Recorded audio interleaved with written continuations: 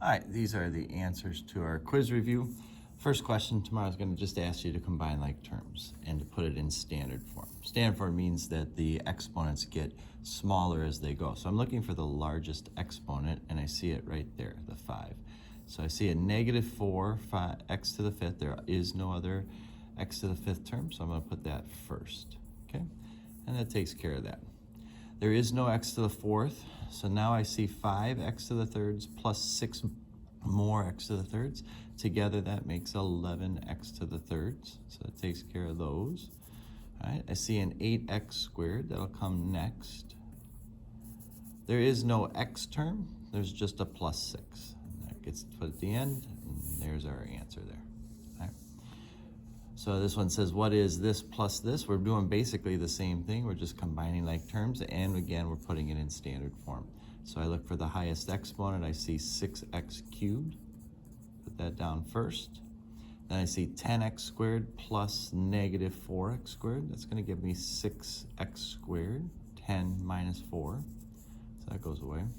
Then I see a -8x. Put that down here. And then we see a -3. There's our answer for that. Then we have this one here, which asks us to take this minus this. Now what I like to do is I like to let that minus come in and change the sign. So that +2 becomes a -2. This +13 becomes a -13. This minus y squared becomes a plus y squared. I think doing that first, and then just rewriting this is a good idea.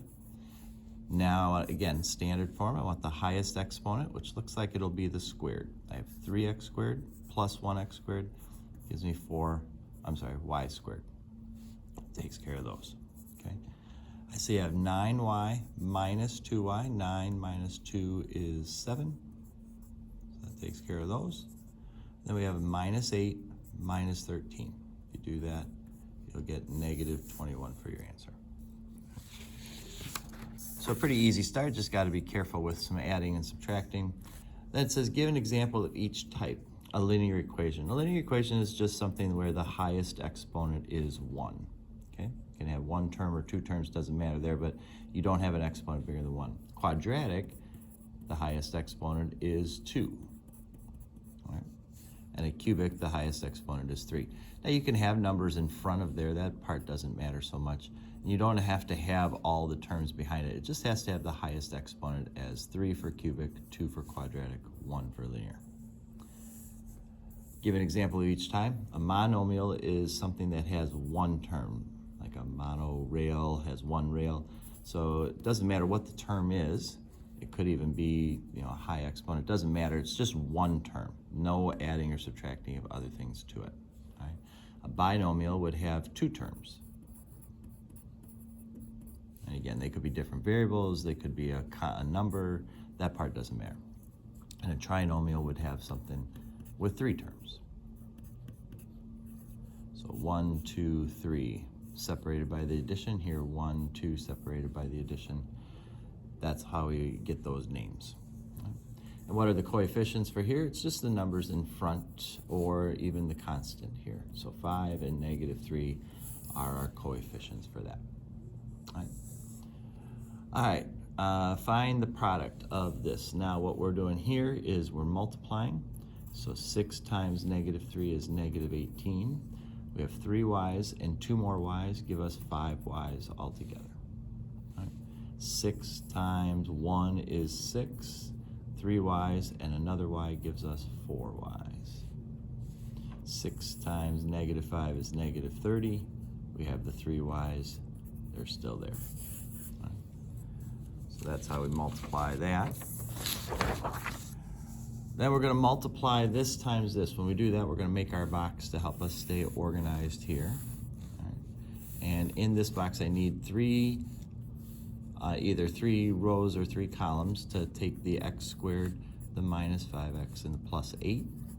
And then I need 2 for the 5x and the 4. All right, now we're going to go ahead and multiply 5x times x squared. 5 times 1 is 5. 1x and 2x make 3x's. 5 times -5 is -25. X times x is x squared. 5 times 8 is 40, and we have that x. All right, so that takes care of that.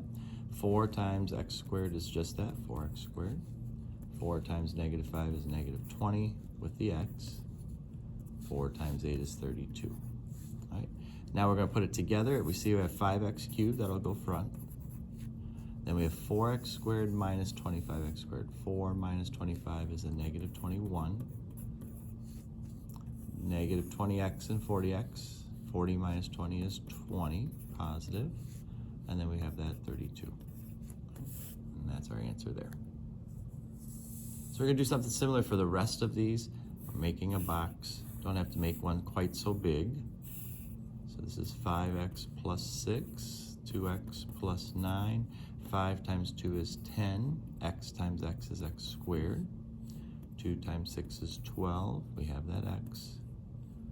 5 times 9 is 45. We have the x. 9 times 6 is 54. All right, so that gives us 10x squared. This here is 57x plus 54. And again, we're going to kind of do that same thing for the rest of these. So for this one here, 7y plus 4, 7y plus 4. 7 times 7 is 49. Y times y is y squared. 7 times 4 is 28. Still have the y. Got another 28y here, and then 4 times 4 is 16. So we'll have the 49y squared. 28y plus 28y will give us 56y, and then plus 16. Same thing here. X minus 8, x plus 8. X times x is x squared. X times negative 8 is negative 8x. X times 8 is 8x. Negative 8 times 8 is a negative 64. We have x squared. These cancel, go away, and then minus 64. And then our last one, when we see something squared, we know that that means there's 2 of them, which means then we're gonna do this just like we did the others. X plus 10, x plus 10. X times x is x squared. 10 times x is 10x. 10 times x is 10x. 10 times 10 is 100. I'll have x squared plus 20x plus 100. All right, so not too bad. Follow that little thing and you'll be just fine tomorrow.